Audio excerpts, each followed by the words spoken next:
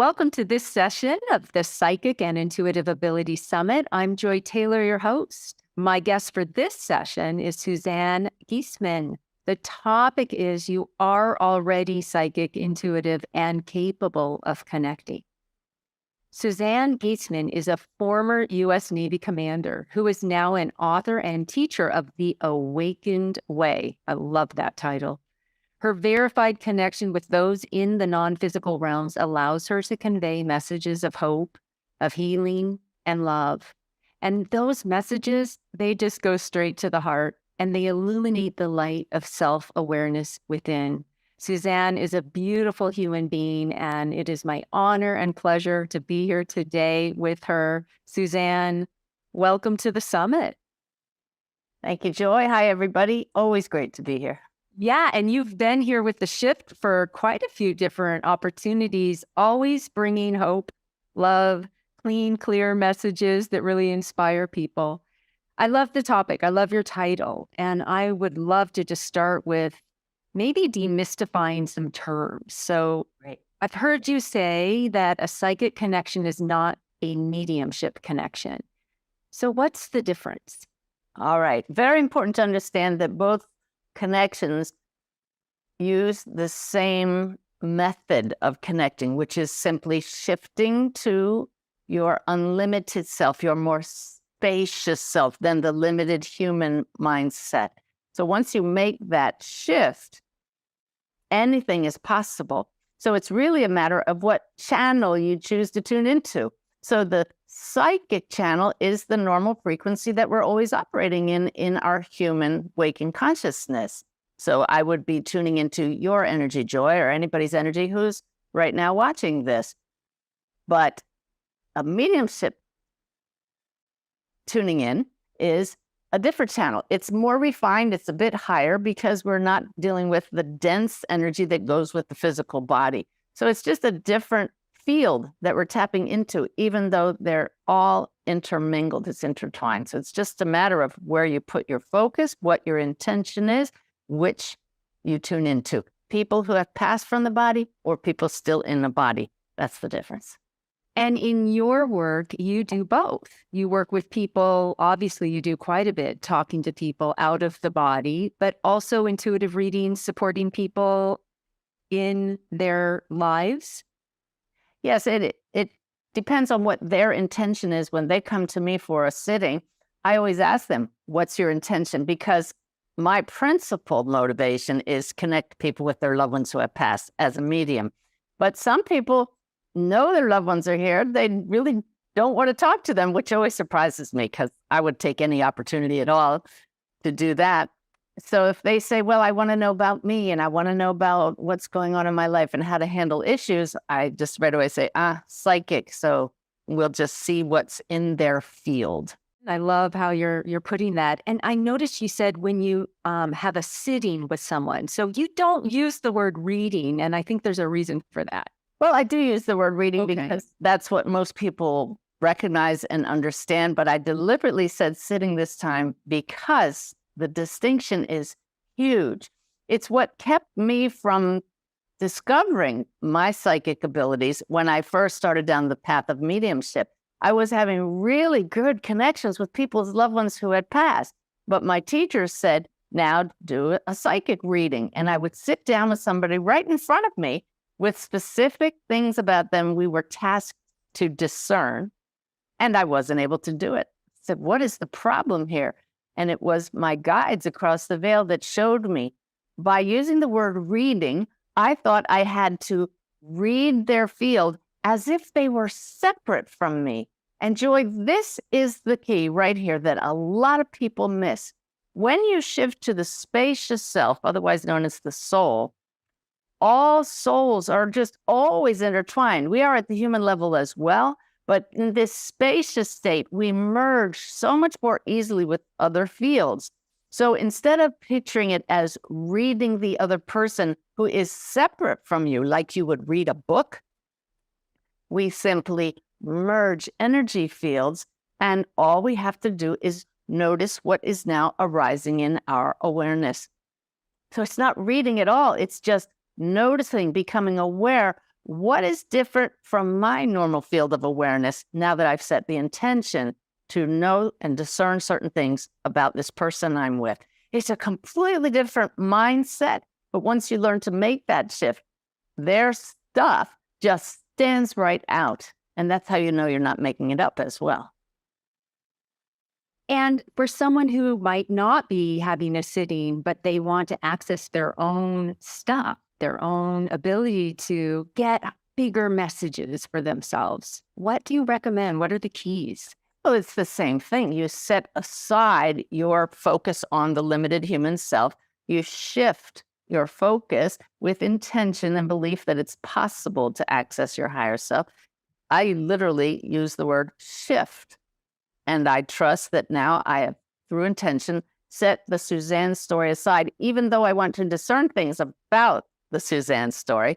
Now, from this higher perspective, I know that I can access any information needed for my greatest and highest good. And so I just put that out to the universe and see what bubbles up. And do you see? Oh, it's the whole mixture of clairvoyance is seeing and clairaudience is hearing. The best is claircognizance. The best is not the best word because people might think it's better than, but in a way it is. That pure knowing that claircognizance represents is just the ultimate. But when that is combined with visuals and thoughts, feelings, then you have a real rich experience. So intuition is innate. It's built in for all of us as human beings. And that's something we're talking a lot about in this summit. Why is it so unfailing? Why is it so reliable? And how can people know what is reliable? It is unfailing because it is your deepest essence, truth with a capital T. Intuition arises from the very source that we all share. We recognize truth when we experience it. So I just finished teaching a class for the Shift Network and taught this lesson with an actual flower. I don't have a live rose with me right now, but I can show you this. Okay. What is this? We know this is a crystal, an amethyst. We know it. But how do you know it? You know it because somebody at some point showed you one and said that purple crystal-y thing, that's called an amethyst. But is this beautiful? The answer is yes. How do you know that? Nobody can teach you that this is beautiful. This comes from within because beauty arises from the very source we all share. So intuition comes from that same source, and it's always based on goodness, beauty, and love. So beautiful. And that clear cognizance and that just knowing is such a powerful feeling. I think most everyone has had that moment of knowing. So let's talk about developing psychic skills, intuitive skills, and how people can develop them. And why would they want to? Why would you want to? Greater ease, peace, joy, love. Why do those arise from psychic skills? Because you are accessing information, insights, tools for getting through our human lives with all their drama, with help, with higher guidance, with information about what's going to make your life easier, how to make higher, better choices, to understand other people's motives, to know when you can trust what's before you. The reasons are endless why you would want to do that. So how do you develop that? Well, I don't know if everybody watching knows my background. I don't want to assume that. I spent 20 years in the Navy. I retired as a commander in the Navy. At the very top of my career, I was the aide to the chairman of the Joint Chiefs of Staff. I didn't realize how intuitive I was. If he held out his hand, I needed to know what he wanted and put it in his hand. That's one of the things an aide has to do, is be one step ahead of the general all the time. And so I was using my intuitive abilities, but I just thought it was being one step ahead. But it was when my stepdaughter, Susan, a sergeant in the Marines, was struck and killed by lightning after I retired that I truly learned what intuition is, because I just somehow knew from the soul level that Susan's soul, her spirit, could not have died with her body, even though I had no experience, no background in this, had never seen a spirit, had no idea I would be a psychic medium someday. I just knew she still existed in some form and I could learn to connect with her. So I began meditating daily the very week she died, back in 2006, when meditation was not as commonplace as it is now. I had no instruction. I didn't know what to do. So I just sat quietly every day saying, Susan, let me know you're here. Susan, show yourself to me. Now, see, I had no expectations. I didn't know what to expect. I had no assumptions other than that I know she exists. And so I wasn't expecting bells and whistles. I was hoping Susan would appear before me. That was my sole goal on both terms, soul. And so I just sat and I waited. And what I didn't realize is that was the perfect training ground, because I wasn't expecting anything other than that one thing. But what I got was this experience of how spacious we all are. What I got was what happens when you just sit with one focus and block out everything else. You block out the external world, the objective visuals in front of you with no sounds except some nice music, and sitting quietly, which we don't do too often these days. Day after day, I suddenly started knowing things about other people, about situations. My intuition was coming back online. My psychic abilities actually opened up before I discovered I was a medium. It was only when I was put to the test in a classroom situation, read this person, that I failed, because I was ignoring what naturally arises when we sit quietly. And a quick example, Joy, is that my father had a stroke during this time, and we met his doctor in the hospital. We'd never seen him before. He was a very dark-skinned Black man. And my brother looked at me and said, "Oh, I wonder where he's from." And I turned to my brother without even thinking, because it came from here, and I said, "Ghana." And we both looked at each other like, where'd that come from? And later I had the opportunity to ask the doctor, "Excuse me, sir, where are you from?" And he smiled and he said, "I'm from Ghana." And it was shocking to me back then, because I hadn't trained for this, but that's clearly a psychic thing to pick up from somebody's field where they're from. And those kind of things kept happening more and more as a direct consequence of quieting the mind regularly and focusing on one thing to the exclusion of all else. And then up comes exactly what you need. I so relate and I so appreciate it. And when you said, you just knew, right? You knew he was from Ghana, or came out of your voice. What a celebration. And I just really encourage for everyone who is growing and practicing in their ability to celebrate those moments when we get it, when we actually, and remember what it feels like.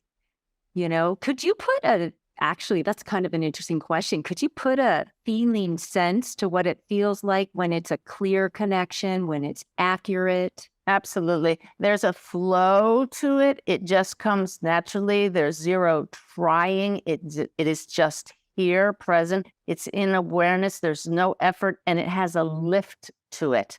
So it really does have a different energy. Very, very subtle. People think it's going to hit you over the head, and sometimes psychic hits do, but other times that knowing is just there. So when you take note of these things, you might even write it down, so you get a big list of them, and you go back over that list, you start to really know what that experience is like, so that it just becomes part of your very being. This is really important. I have a little book myself where I started it in my 20s, but I was a student of life.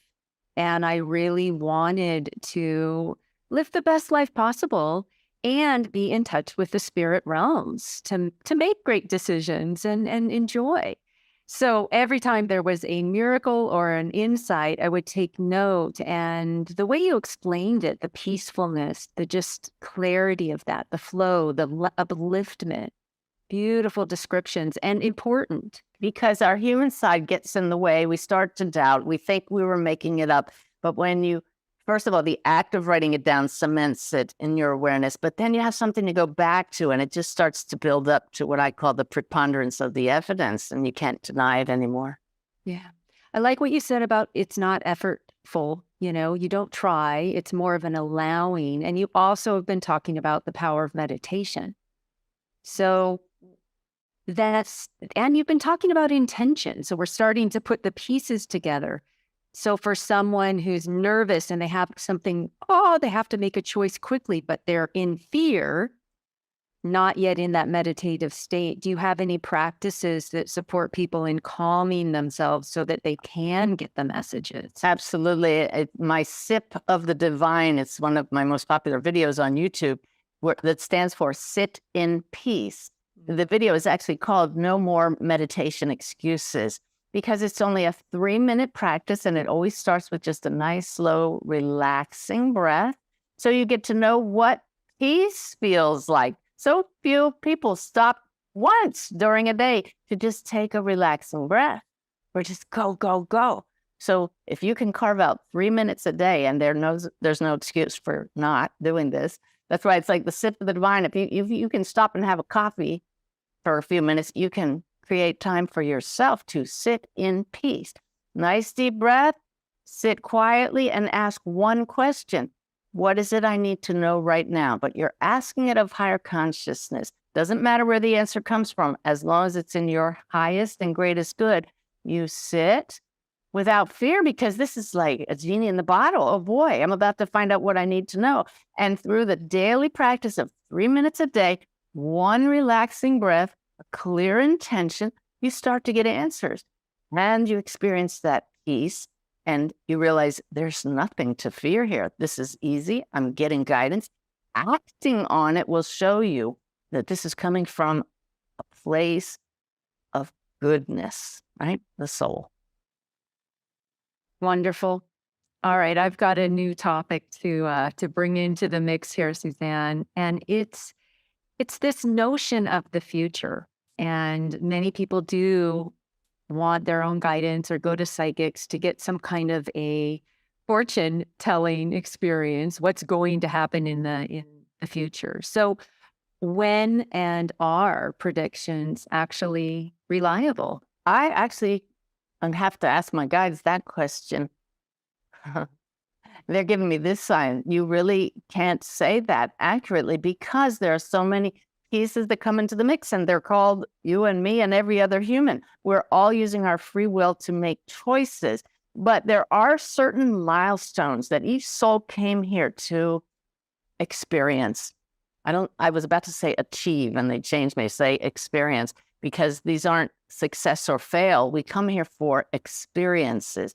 And so you'll be guided, and people will be guided to make choices. So those certain experiences, you get the check and the block, but other smaller things can easily go awry. Like, it's as if your life is a main highway, and through your choices, you can get off at different on and off ramps for little side trips, and your guides will get you back on the highway to the best of their ability.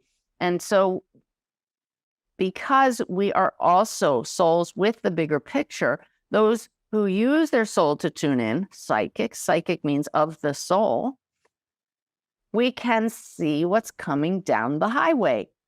For a certain distance, things are pretty well set, because you can see all the players that are entangled with that experience.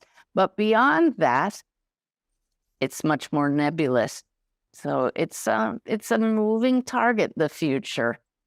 And Yep. so what's reliable? The present moment. Ah, couldn't say it better. Isn't that the truth? Yeah. So in terms of reliability, maybe we can speak to a little bit about knowing when you are in the presence of a intuitive or psychic that is reliable, Oh, Knowing when the information coming feels reliable. What are your thoughts? Oh, this is so funny because my assistant Lynette and I went on a trip where I was teaching a workshop, and she said, "Hey, have you ever been to one of these psychics in a storefront?" And I said, "No." And she said, "Let me gift you a reading." I said, "No." And she said, "No, it's my gift." And then I realized that would make her feel good to gift me something. I said, "Okay, we'll take a 20-minute reading." And the reader just put out some cards, looked at it, read them face value after asking my name, my birthday, several other things about me. Then she asked me, what do you want to know? And inside I laughed and I thought, well, if you're a good psychic, you should know. And so, but I didn't say that. And she just read all the cards at face value, and it was not helpful. It was nothing that I didn't already know. And what I noticed, Joy, which was so perfect, because I was teaching a class the next day and I got to use this as an example of why it wasn't a good reading, is there was no shift in her consciousness. She was talking to me human to human. I can feel when somebody's coming from the soul versus the story of you, state your name. And so she just read the cards instead of just, there's that little shift. Let me feel, let me see what's in the field. It's an energetic shift, and she didn't do it. And I have to tell you that Lynette decided to have a reading at the same time.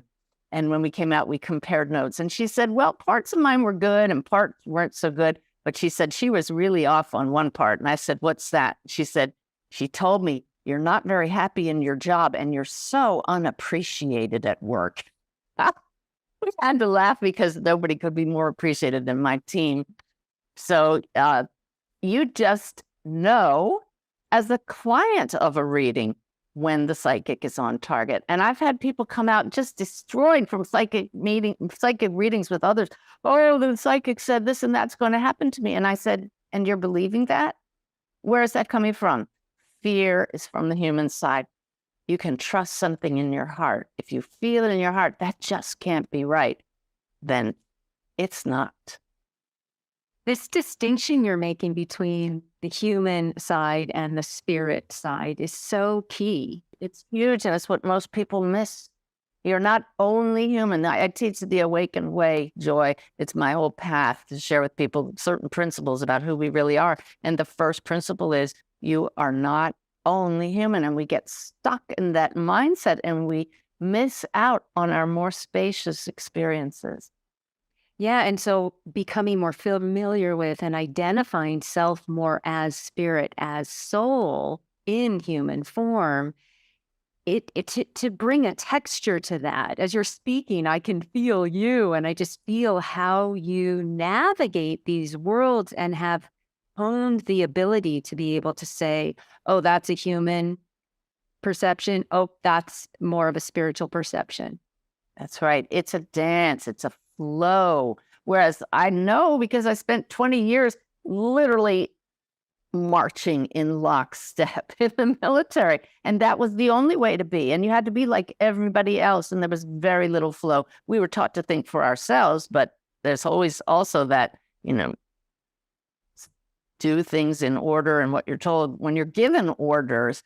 So now it's just in the moment, present awareness and flow. It's so beautiful to live this way.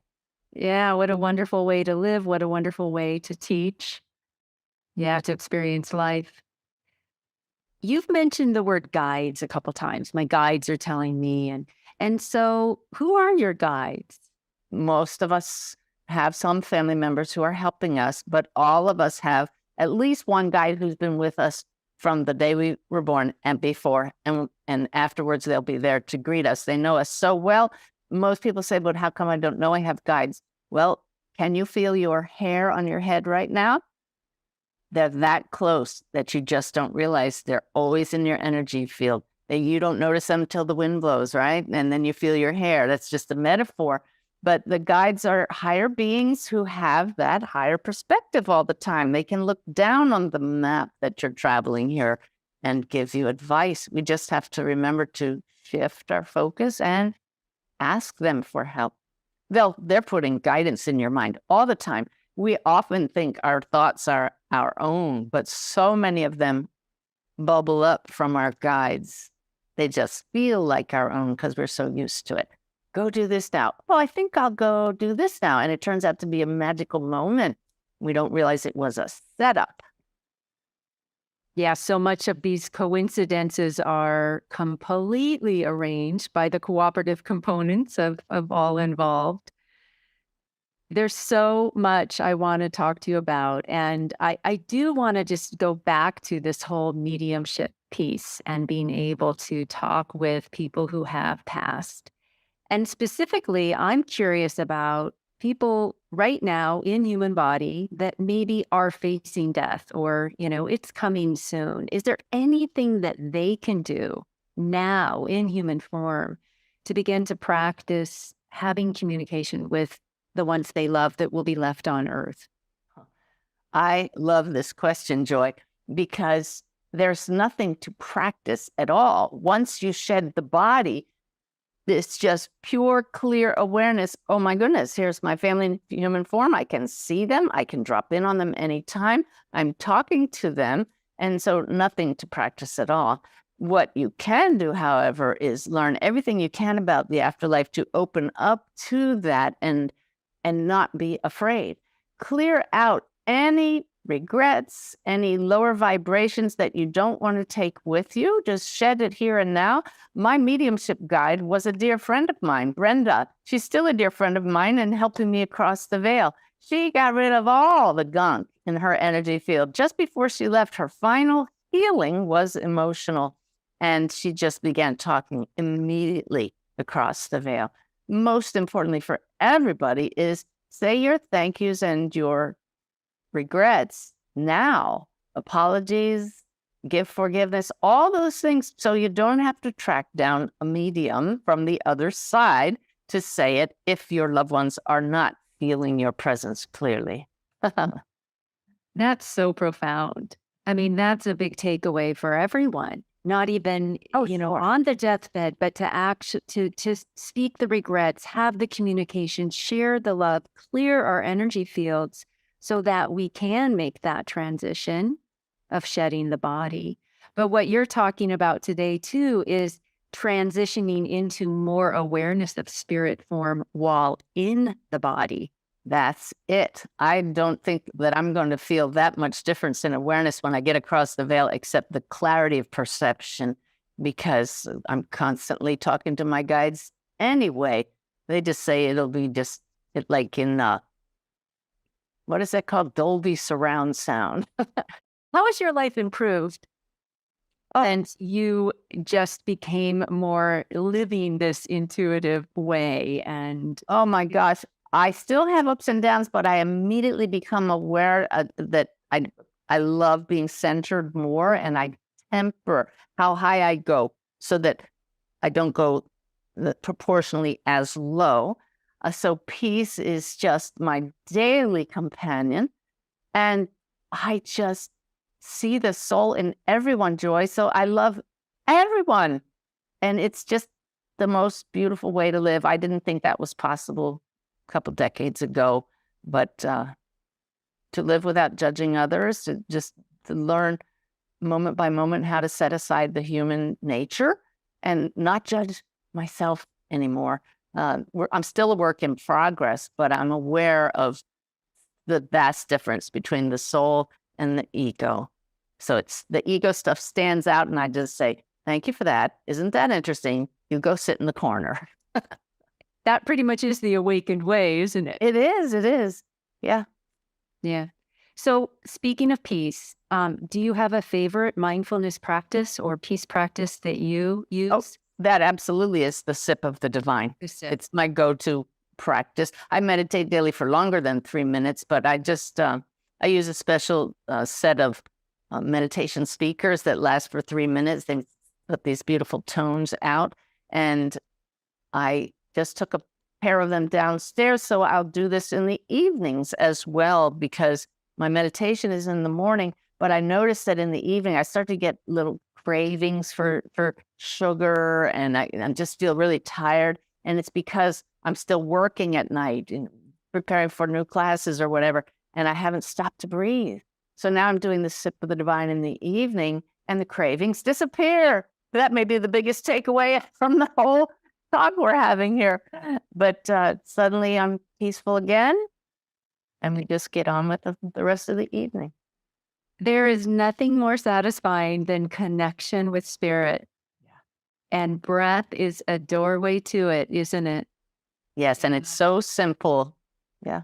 Yeah. So, Suzanne, what's upcoming in your life? You do tons of working with others, with training, and you have events. What's exciting for you that's upcoming? Oh, I think my most exciting is for my first ever leading a cruise. I'm a workshop, 7 days, 8 nights at sea, or 8 nights, 7 days. I'm not sure. We're going to Alaska, and you're invited. Leaving out of Seattle August 12th, and we're doing the whole Awakened Way workshop in with all the beautiful scenery in the Holland America cruise. I have a workshop at the Omega Institute on the East Coast of the U.S. I have a personal mediumship workshop on the West Coast in Reno, Nevada. I'm going to London in the fall to teach my work.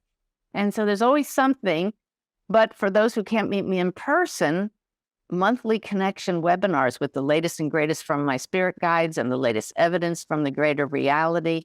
And my online app is being so well received by people. It's called Awakened Way app. Daily messages from spirit to inspire you. We're up to 16,000 downloads in 3 months. So people seem to be enjoying it. Absolutely free. What a beautiful gift. And the Awakened Way, just, is there anything you want to say about what is the Awakened Way? Right. It's just a way of living that acknowledges you are not only human, you're part of one big web connecting all that is, no distinction between physical and non-physical. And the creative healing force of the universe is love, which is your very essence. So when you remind yourself of these 3 truths, when they become your world view, then the Awakened Way is living what I call a consciously connected, absolutely divinely guided, moment by moment life. Yeah. Consciously connected. Beautiful. Divinely guided, moment by moment life. Yeah. And that's that dance you were speaking to. Yeah. When I connect with spirit, sometimes I'll say, come now as an invitation, or I'll say, let's dance. Beautiful. Well, I've received so much from this conversation. I'm sure our listeners have as well. You've really defined some terms. You also make this feel so accessible, which it is. It is. And so important. Yeah. I mean, from rigid Navy officer to now this connection that will never go away and just keeps getting better. If I can do this, anybody can. Anything else you want to leave us with? Just that bottom line about love. My definition, since we're talking about terms, is not the human type. Love is lack of separation. And when you get beyond the physical and come to know who you really are, this spacious awareness, we are the light of consciousness itself. We are source and expression. You can't divide the light. So we're all intermingled. We're all connected at our most essential level. That's love. You speak with such clean authority. I can actually imagine you now in the U.S. Navy. I get it. The commander, right? And now your ability to command, right? Intelligence and spirit. Oh, but I get that you use the word command, but to me, it's actually to surrender to it. It's no more directing my life. I used to facilitate strategic planning sessions right after I retired, and plan, set goals, have to achieve, blah, blah, blah. Now, if you ask me what my plan is for the next year, it's, well, I have some things on my calendar, but I'm being guided by spirit moment by moment. So I would say that I don't command. I don't command anything except my husband might disagree. Well, I'm really glad we actually are talking about this, because I also, I just so appreciate the ability of all of us to live in the unknown. Yeah. And when we were talking about the fortune telling or the future, and it stems from that needing to know the future. And what you just painted